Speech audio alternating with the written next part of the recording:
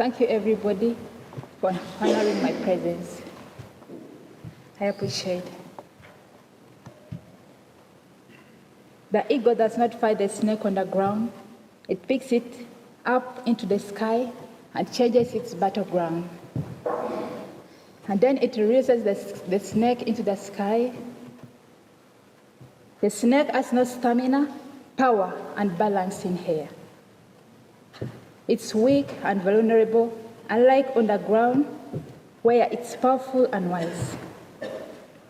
Therefore, take your fight into the spiritual realm by praying. And when you're in the spiritual realm, God takes over your battles. Never fight the enemy in his comfort zone.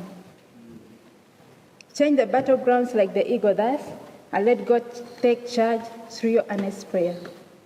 And you'll be assured of victory. Prayer is the key. 1 Chronicles 4 verses 10 tells us the prayer of Jabez. Jabez cries out to the Lord of Israel, "Oh, that you'll bless me and enlarge my territory. Let your hand be with me and keep me from harm so that I'll be free from pain." And God granted him his request. As a man, my father fought, and he still fights for his life, at most his family. His prayer was always that God would always bless him and keep his family together, which I confirm God granted it to him. I bear witness to my father as a strong and energetic man who sacrificed a lot to his family. He built a good foundation for our family.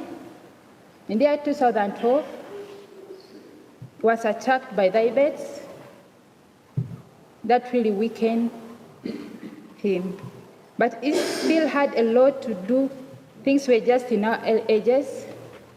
But day by day, he became weaker and weaker. Mind you, however much the lion falls sick and becomes small, it never becomes a cat.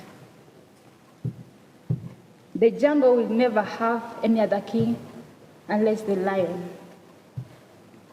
I personally felt so bad as I felt I was losing my father day by day. My later times at high school felt like hell. My blood could freeze, and I had a lot of emptiness in my heart because I missed the constant visits by my father every time at school, and how he could handle my hand and make me as proud as his daughter could be.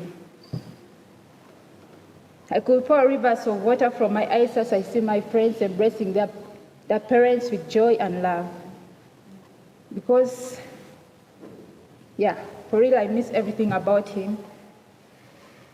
He couldn't do that because he was vulnerable. But I thank God for him because he's my comforter. In 2021, he got stroke and lost almost all his sight. As I talk here now, he's wheel-driven because his legs are affected. And I can feel his pain so natural in me, like blood running through my veins. I once gave up on God. I wondered why he couldn't deliver my father. I was so thirsty to see him cured, but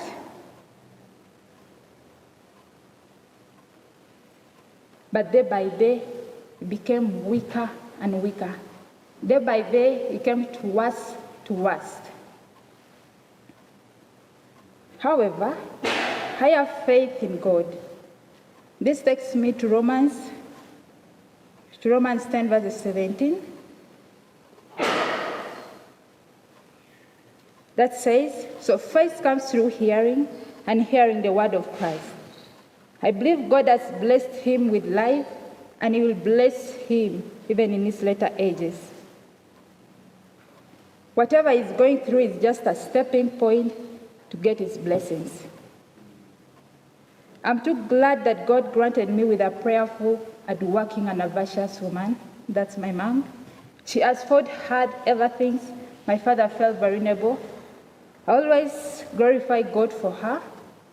I will always. Behind me is a strong woman, and above is God. I believe God has been with her through the fire, and He will take her through. I myself am a testimony. I deserted Christ, and because I felt that He had abandoned my family, I spent all my high school times in a wrong way.